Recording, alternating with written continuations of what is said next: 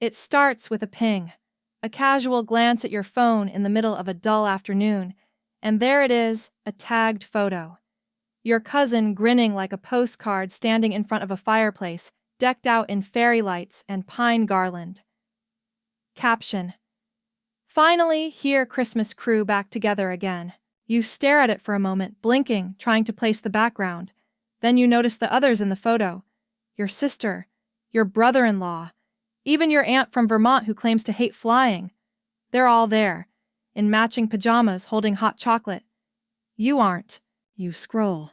Another post. A boomerang of them popping champagne by the villa's infinity pool. Your thumb freezes. You know that view. You've stood on that exact deck. Your chest goes warm, not with rage, not yet just that confused, dull heat of someone catching up late to a conversation they didn't know they missed. You open the family group chat, the one you've been part of since Messenger was still a thing. Silence. Then something odd, you scroll way, way back, past the Thanksgiving memes and birthday gifts. Weeks. And you realize you haven't been part of the conversation at all. There's a second group chat. You know it because one of the screenshots posted online has a glimpse of it, the name at the top, X-Maz Crew. You aren't in that one.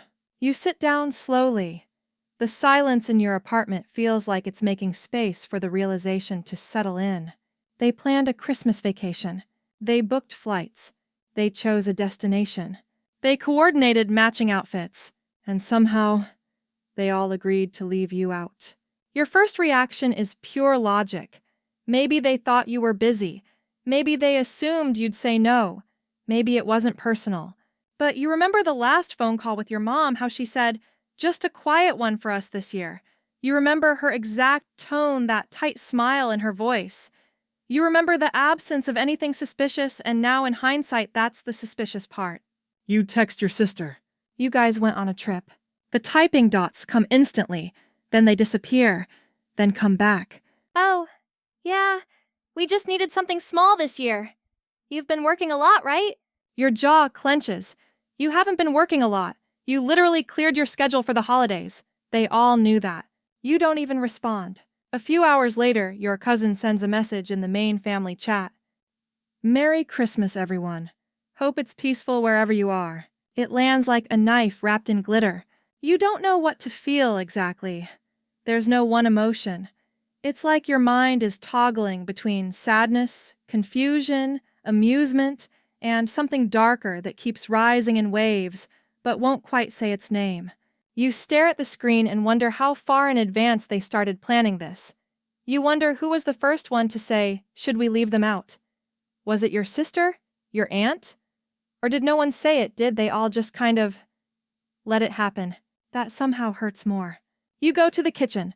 Make yourself tea even though it tastes like dust. You leave your phone face down on the counter, but your mind is still on it. You imagine the group chat buzzing without you. Jokes made, photos, shared plans, unfolding like a story you weren't written into. You imagine them laughing about something you'll never know. And yet the strangest thing is, you're not even angry. Not yet. You're something colder. You're still. The kind of still that comes before a shift. Before a decision. The tea's gone cold by the time you text again. Not a question this time. You've learned that questions invite evasion. This is a statement. So everyone went on a trip, knew I was free, and just decided not to say anything. Read at 10:42 p.m. No reply. You don't sleep well. Not angry, not upset, just wired. Your thoughts keep circling back to that photo. The way they looked so comfortable without you. Like your absence made things easier. Like the group felt lighter when you weren't part of it. The next morning your phone buzzes. It's your mother. Can we talk? You call her.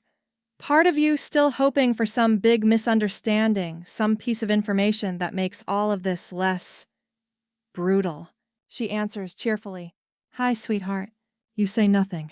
"Oh, come on," she sighs. "Don't start. Don't start," you repeat, and your voice is so calm it sounds rehearsed. "You lied to me." "It wasn't lying. We just didn't mention it." You close your eyes. A quiet breath. She continues. "Your sister thought you might be busy. I told her you had that project. That project ended in November. Well, we weren't sure. And we didn't want you to feel obligated. Honestly, you've seemed so distant lately. There it is. The pivot. The thing toxic families are fluent in. You've seen it before they do something hurtful, then call your reaction the crime. You excluded me, you say. You planned a whole trip and didn't tell me. Then lied. And now I'm the problem. It's not like that, she insists. You're just being sensitive. You almost laugh. Not because it's funny, because it's textbook. I'm being selfish, you ask quietly. For what? Not pretending this is normal. She sighs again. It was supposed to be simple. And now you're making it complicated. That's when something clicks. You've spent your whole life learning how to make yourself smaller so other people can stay comfortable. But this time the discomfort isn't yours to carry. So you end the call. No yelling, no pleading.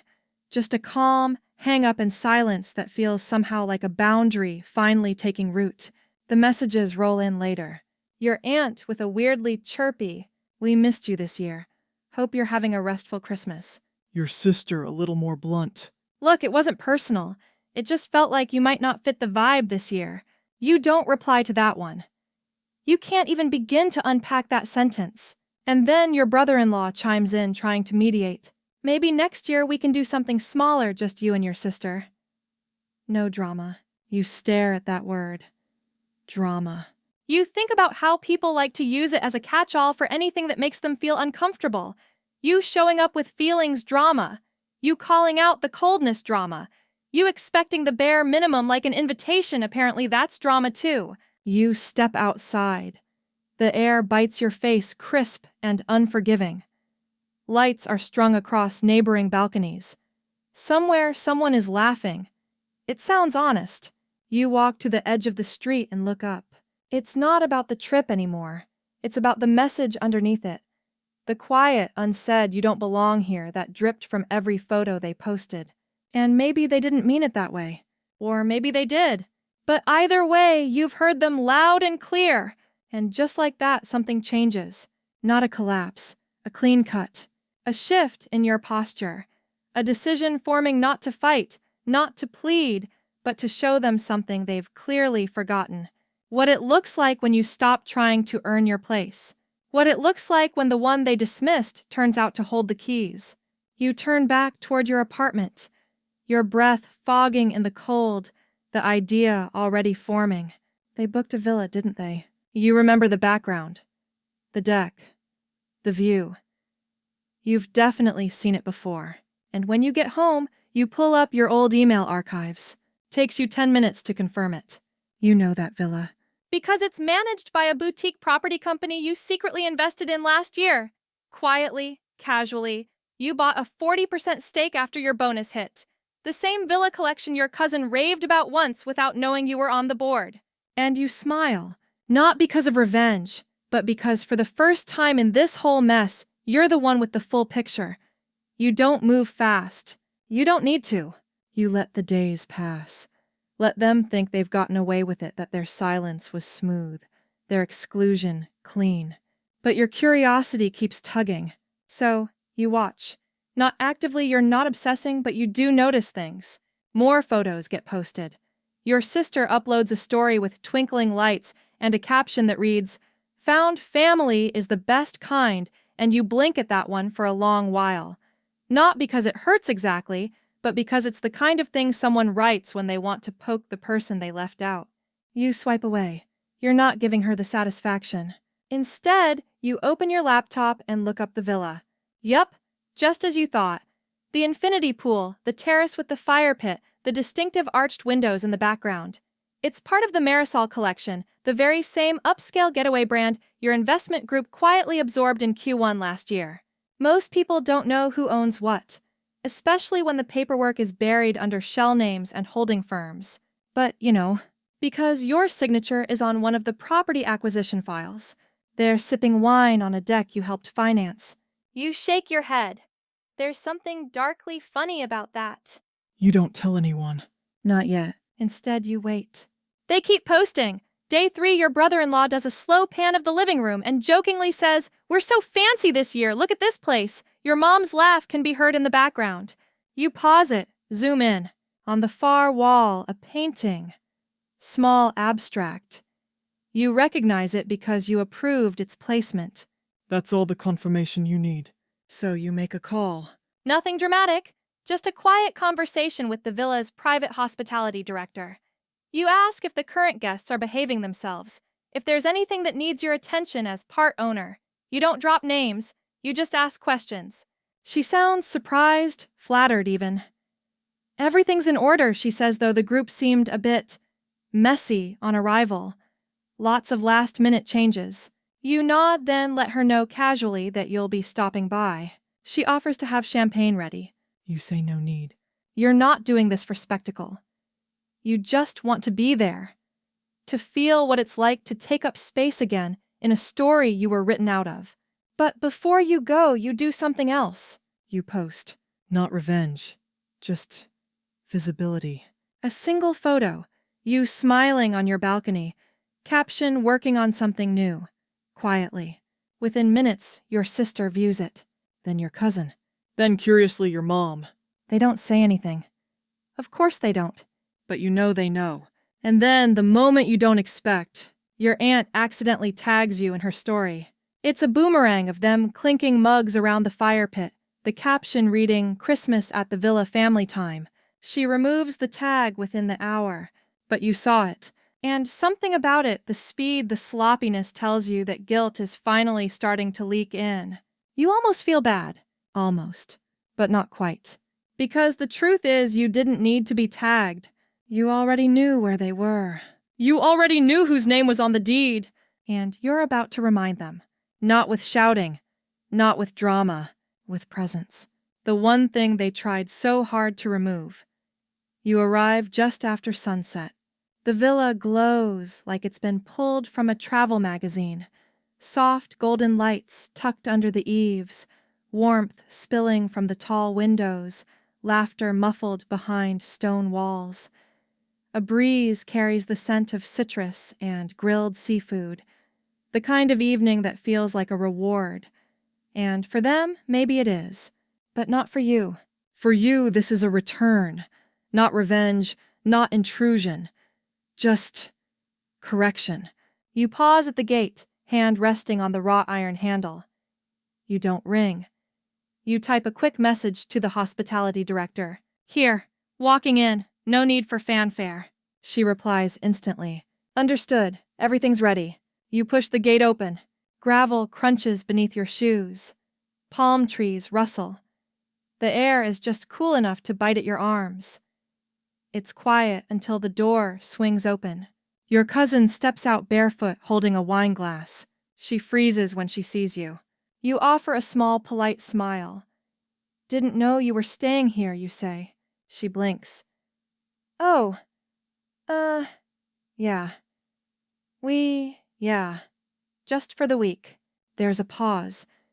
You can practically hear the gears grinding in her head, trying to figure out how you found them, what this means, and most of all, whether anyone told you. She doesn't ask why you're here. Of course not. That would imply you belong. Instead, she smiles like she's hosting you. "You want to come in, I think, Moms." "No need you say. I know the way." You walk past her calm as water. The inside is, as you expected, airy, immaculate, staged like luxury itself. Your mother is at the dining table, setting out napkins.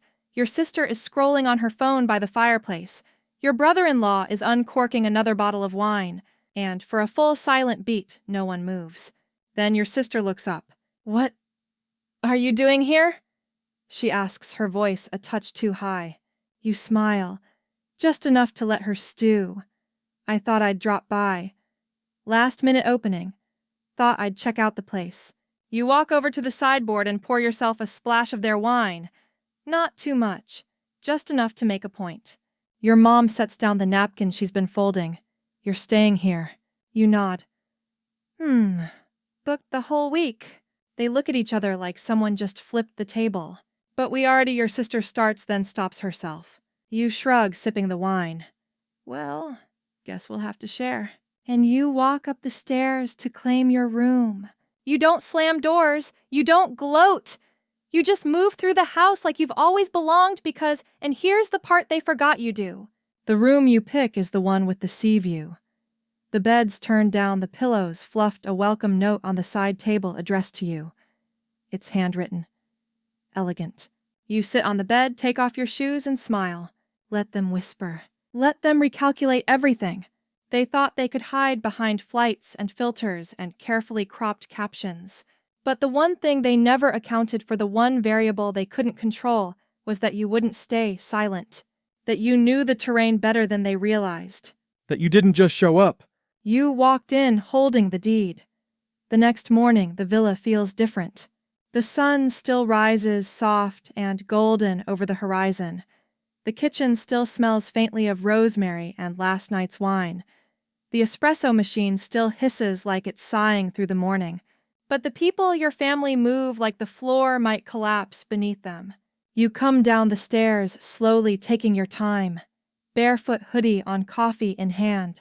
No one says good morning. Your sister is perched at the breakfast bar, slicing fruit with more aggression than necessary. Your mom's flipping through a magazine she's not reading. Your cousin's pretending to admire the garden through the window, as if the lemon tree suddenly became fascinating. You take the seat at the head of the table. No one tells you not to. You don't say much. Just eat, sip, wait. Eventually someone cracks. So?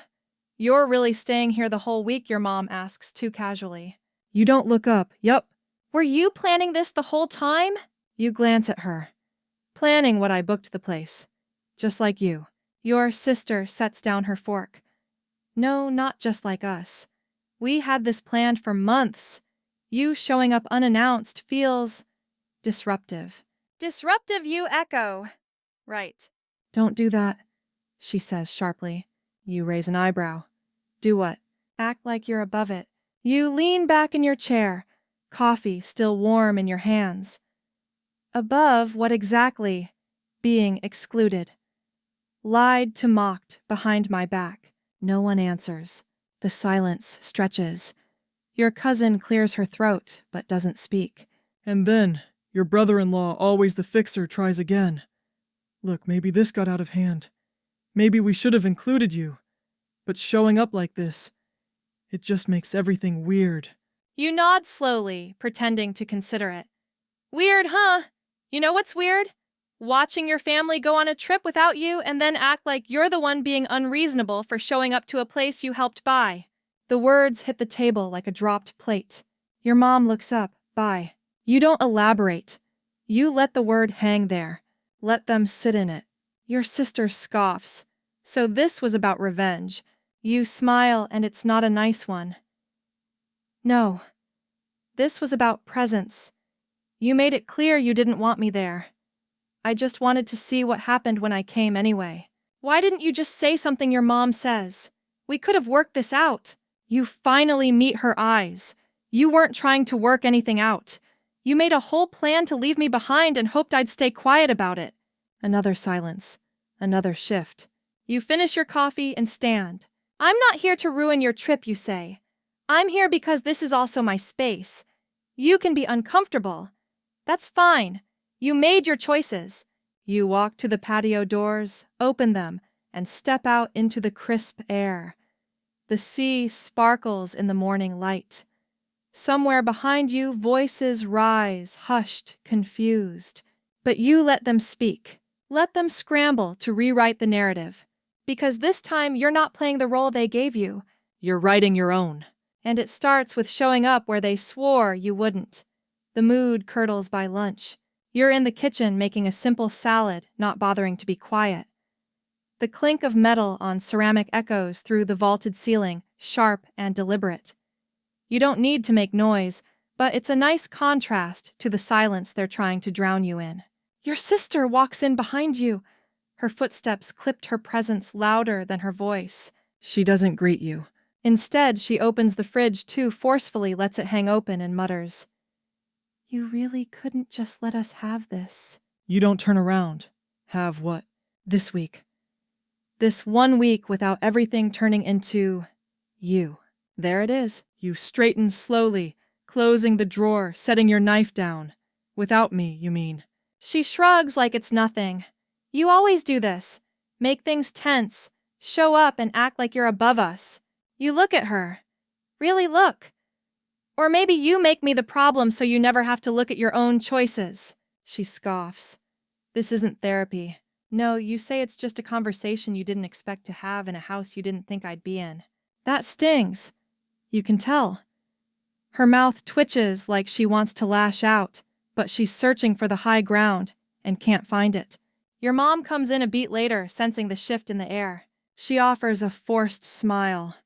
Everything okay? Your sister shakes her head, tosses a bottle of juice on the counter. We're fine, just clarifying the definition of uninvited guest. You glance at your mother, then back at your sister.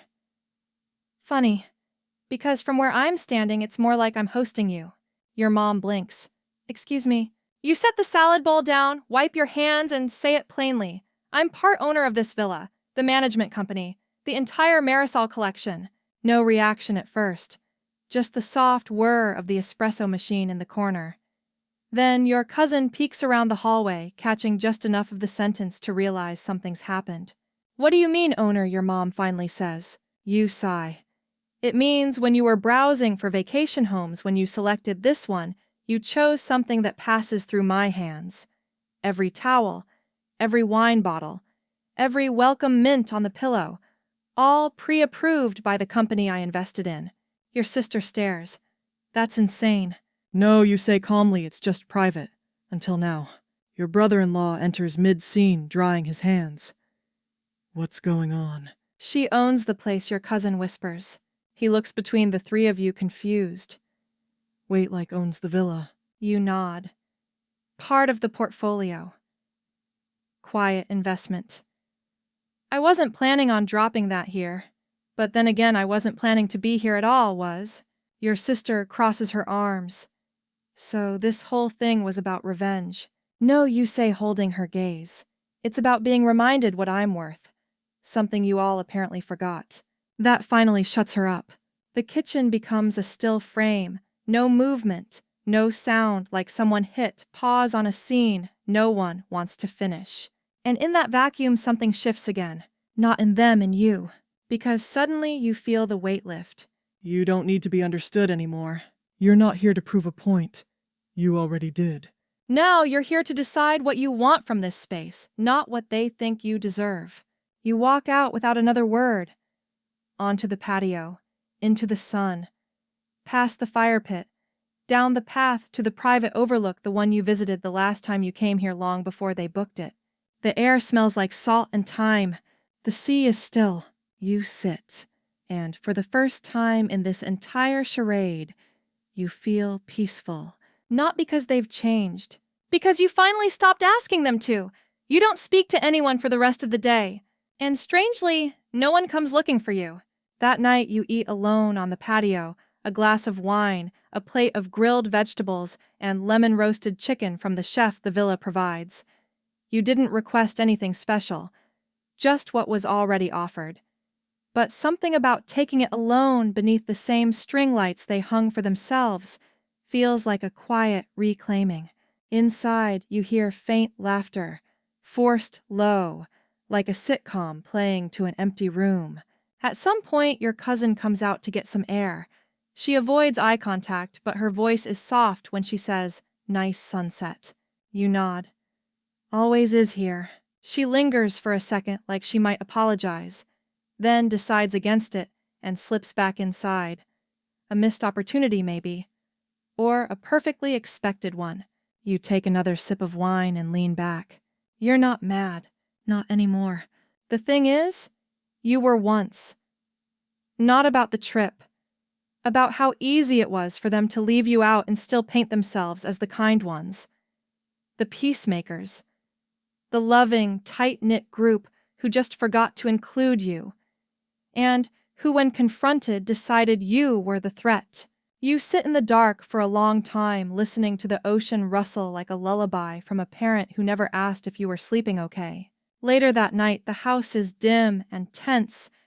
Even the walls seem to be holding their breath. You catch your sister in the kitchen again, standing with the fridge open like she's forgotten what food even is. She doesn't see you at first. Then she turns. You're still up. Couldn't sleep. You half expect her to leave. She doesn't.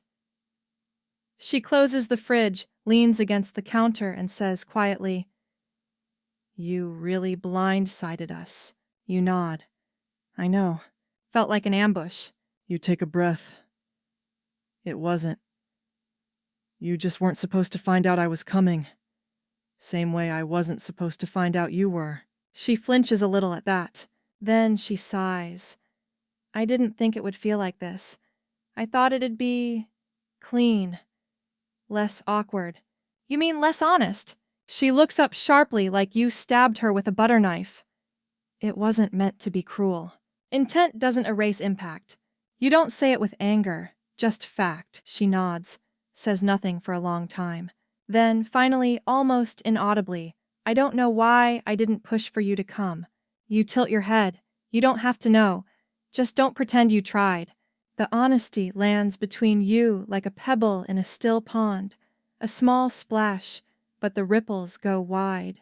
She swallows. "So, what happens now?" You shrug. "We eat, we sleep, we go home." That's it. You give a sad little smile. "What else is there?" Her eyes flicker. Maybe she expected a fight, or forgiveness. But you're not interested in either. You're interested in truth, in clarity, and you've got all you need now. She finally says, "You've changed." You nod.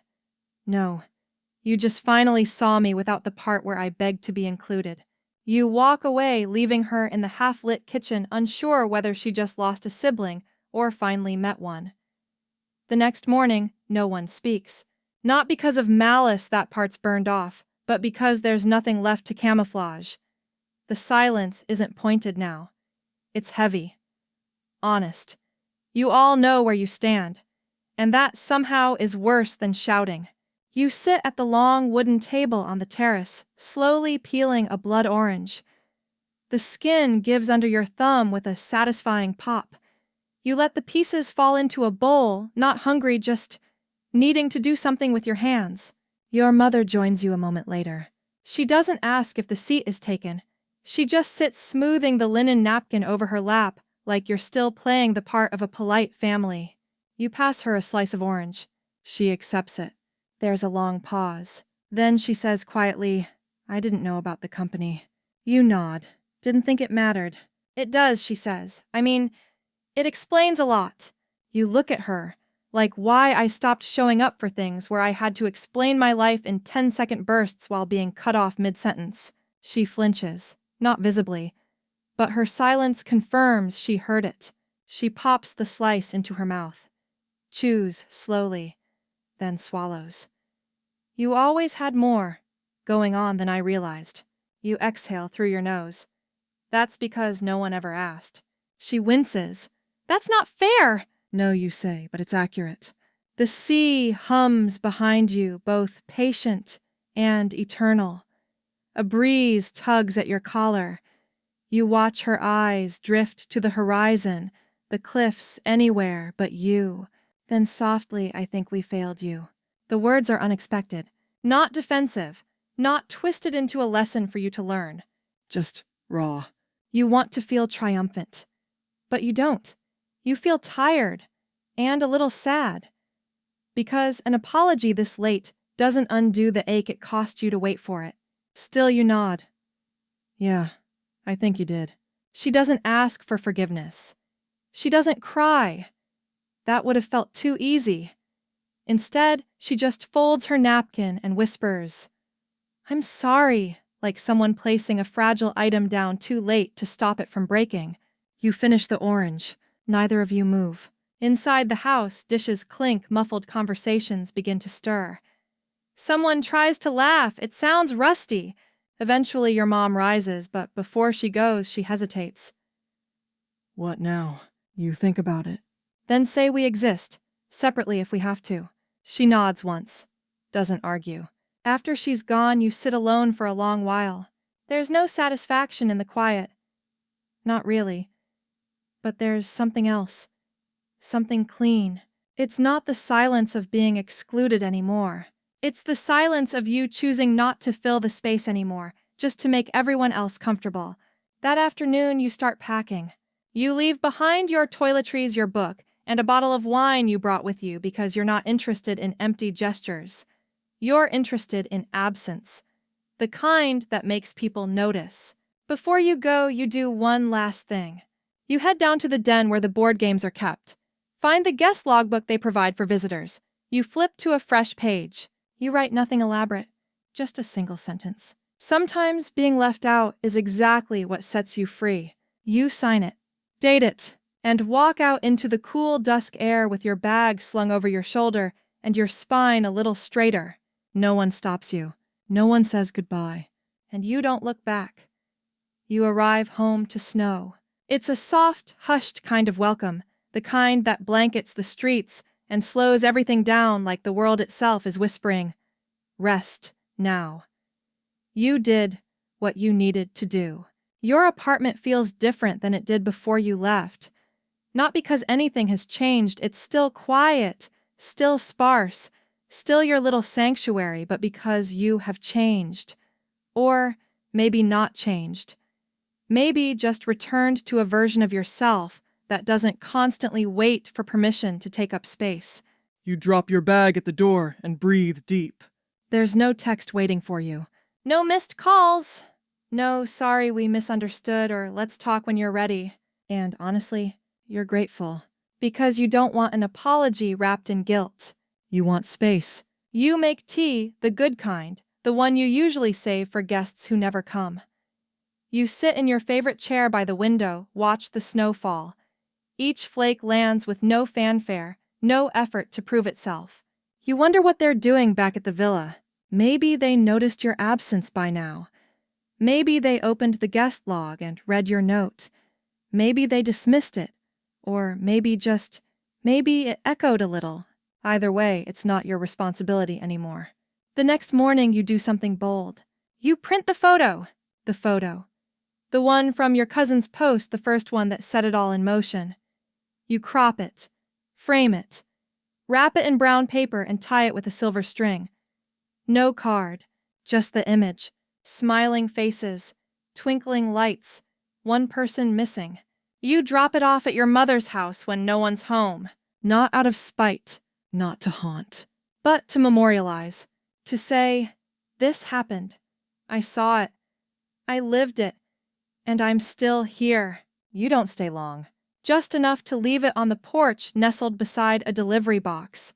You step back, look at the door, the same one that's been opened to you and closed behind your back so many times, and then you turn away, walking calmly into the quiet street. No drama, no flair, just the quiet assertion of truth. You're not angry anymore. You're awake. The next Christmas arrives without ceremony. No grand buildup, no passive-aggressive group texts, no pointed exclusion. Just December rolling in like fog across familiar pavement. You get the first email in mid-November. Hey, just wanted to check in. We're planning something low-key this year. Would love if you could join. Let us know. Your sister. No emojis, no fake warmth. Just neutral, open-ended diplomacy. A few days later, your mom leaves a voicemail. She doesn't mention the villa. Doesn't reference last year at all. Just says, we'd love to have you, if you're willing. You don't respond. Not because you're angry, because you're not. But because this time you're doing something different, something they never expected. You're not waiting to be asked. You're choosing to not go. You spend Christmas morning wrapped in a thick blanket reading a book that has nothing to do with healing boundaries or trauma. Just a good story. Something about distant planets and explorers who find homes in unexpected places. You make pancakes, burn the first batch, laugh at yourself out loud, and then, somewhere around noon, a soft knock at your door. You're not expecting anyone. You wait uncertain. When you open it, no one's there. Just a small box on the mat. Inside a frame. Same photo you gifted last year, only this time someone has written on the back in looping handwriting. We saw it. We're still learning. Merry Christmas. There's no name, but you know who it's from. You close the door gently. Set the frame down and sit with it for a long time, not crying, not smiling, just breathing. For once, not reacting, not explaining, just allowing the moment to exist without defining it. Because healing isn't a Hallmark card. It's not loud or dramatic or tied up with bows. Sometimes healing is just this: choosing peace when revenge would taste better, staying home when the invitation finally comes, letting people grow without needing to see it happen up close. You finish your tea. The snow begins to fall again. And for the first time in a long while, you feel warm in the kind of way that lasts. Not because they changed, because you did. So now the lights outside dim slowly as evening folds across the sky. You sit still, surrounded by soft shadows, the kind that don't ask for attention, only presence. The snow has stopped. The world feels padded in silence, gentle, weightless, and clean. It's a different kind of quiet than before. Not the silence of being left out. Not the silence of swallowing pain to keep the peace. This silence is yours, earned, chosen. You let your fingers trace the rim of your teacup, no rush to finish it. There's no clock to beat, no gathering to impress, no room to fill with explanations. You've said what needed saying mostly to yourself. You glance at the photo again, the framed one. The message on the back isn't an apology. It's not everything you deserved, but it's something, a sign of motion. And that's enough, because peace isn't perfect. It's not about tying every wound closed. It's about knowing when to stop carrying things that were never yours to hold. You pull the blanket tighter, shift your weight, exhale. You think of that villa, the echo of your footsteps through rooms built for people who once pretended you didn't exist. You remember showing up. Not to destroy, not to dominate, just to be seen. And now, you don't need the villa. You don't need the stage. You don't even need the invitation. Because the most powerful thing you did was stay true to yourself. No dramatics, no explosion. Just one quiet decision after another until finally, you were free. And if you're still awake, that's okay too. Some nights just lying still and breathing softly is enough to return home to yourself.